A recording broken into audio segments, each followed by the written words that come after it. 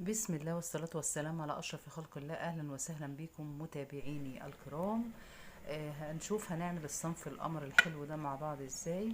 وده طبعا نظرا لارتفاع الشديد في درجات الحرارة وفي الجو الحر بنبقى محتاجين نعمل حاجة لأفراد أسرتنا وللأطفال بالذات تبرد على قلوبهم، وكمان تبقى حاجة حلوة أو صنف لذيذ حلو بيحبوه، هو الجيلي بالفواكه أو بيسموها بعض الناس تورتة الجيلي.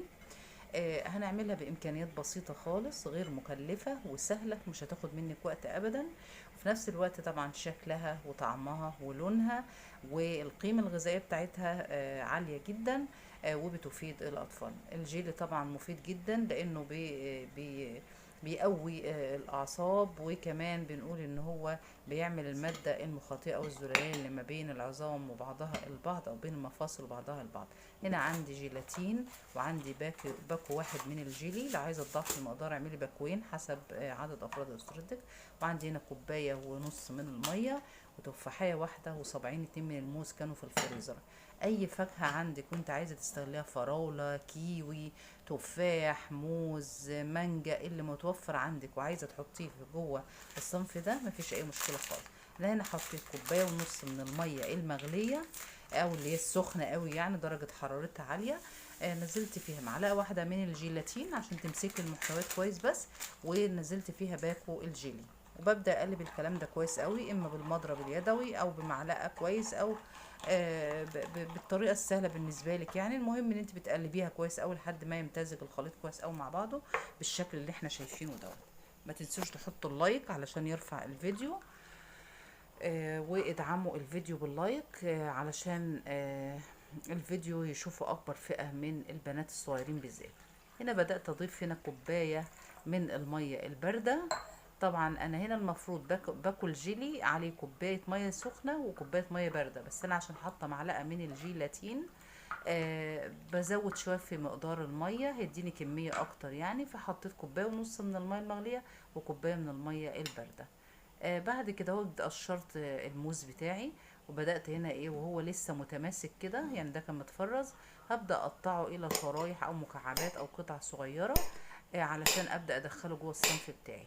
التفاح برضو ببدأ هنا اقطعه، عايزة تقشريه قشريه براحتك، بس لما بتسيبي فيه القشرة بتاعته تديكي لون حلو قوي في التقديم يعني. وكمان القيمة الغذائية بتبقى متركزة أكتر تحت القشرة مباشرة يعني. واحنا ما شاء الله علينا لما بنيجي نقشر الفاكهة بناخد كل القيمة الغذائية ونطلعها في القشرة يعني. هنا انا قطعت التفاح بقشرته لان هو دايب وكويس ومستوي حلو. بدأت اقطعه مع الموز. عندك فراولة حطي، عندك مثلا كيوي قطعي حباية او نص حباية عليها، عندك مثلا مانجا، اللي متوفر عندك حطيه، كلها قيمة غذائية عالية للأطفال. بدأت هنا أنزل طبقة الفواكه في السلطانية أو الإناء أو البولة أو الحاجة اللي عندي، وأنزل عليها الجيلي.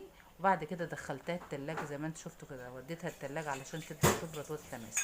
الباقي بدأت أحطه في أكواب أو كاسات زي ما انت شايفة كده. حطيت باقي الفواكه ونزلت عليها الجيلي، وببدأ أحطها في التلاجة تبرد أو تتماسك وتجمد يعني. صنف سهل خالص، بسيط، لكن قيمته الغذائية عالية. الجيلي او الجيلاتين حلو قوي للمفاصل والاعصاب. كمان حلو قوي مغذي للاطفال، احلى بكتير من انه يروحوا يجيبوا الايس كريم الجاهز من بره، او اللوليتا، او الحاجات اللي هي البارده اللي بيجيبوها من السوبر ماركت. افضل واحلى وانضف ان انت تعملي لهم الكلام ده جوه البيت. ما تنسوش تحطوا اللايك يا قمر انت وهي. بعد كده هوت ببدأ هنا هدخل الصنف بتاعي للتلاجة يبرد. وزي ما انت حابة بقى، عايزة تقلبيه على طبق اقلبيه، عايزة تاخديه من الأكواب والكاسات زي ما هو كده برضو ماشي. يفضل الأطفال تحطهم في وحدات صغيرة زي الكاسات الصغيرة اللي انت شايفاها ده. هنا بالمناسبة تقدري تستغني عن معلقة الجيلاتين اللي انا حطيتها، وتكتفي بس بكوباية الجيلي او بالباكت الجيلي اللي انت حطتيه. انا هنا هرصه في الصينيه دهيت، ودخلته برضو التلاجة عشان يجمد. وبعد مرور فتره من الزمن بدأ ما شاء الله ياخد الشكل القمر اللي انت شايفاه ده. بصي بقى، مجرد ما تنزليه كده على الطبق هينزل معاكي بكل سهوله. طب لقيتيه ماسك سنه، بتسلكيه بسن السكينه، طب لقيتيه ماسك قوي، دف شويه ميه صغيرين وحط الحاجه فيه بالقاع بتاعها، واقلبيها هيتقلب معاكي ويطلع معاكي بالطعامه والجمال والطعم والشكل القمر اللي انت شايفاه دوت. صنف سهل وبسيط وسريع، حبيت اعمله معاكي كتحلية سريعة، وصنف بارد يرطب على قلب الاطفال بالذات في جو الحر الصيف البشع دوت. وفي نفس الوقت غير مكلف، مش هيكلفك غير اي ثمرتين ثلاثة فاكهة متوفرين عندك. وفي نفس الوقت كمان عارفين الاطفال ما بياكلوش الفاكهه وهي على بعضها حبه كده، لكن ممكن لو دخلتها في صنف قمر زي دوت يبقى سهل عليهم ان هم ياكلوها وياخدوها مع الجيلي وتبقى لذيذه بالنسبه لهم. اهو زي ما انت شايفه كده.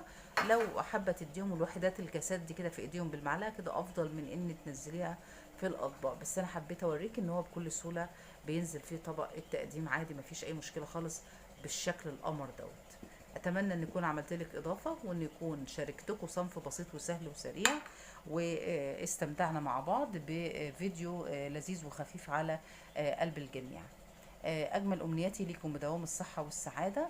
ما تنسوش تدعميني دايما باللايك وتشتركي في قناتي لو انتي ما اشتركتيش فيها، وتعليقاتكم الجميله بتسعدني اكيد. وما تنسوناش بدعوه طيبه من القلب. ليكم مني كل التحيه، وان شاء الله نتقابل في فيديو اخر ومعلومه جديده وصنف جديد. استودعتكم الله الذي لا تضيع ودائعه. مع السلامه.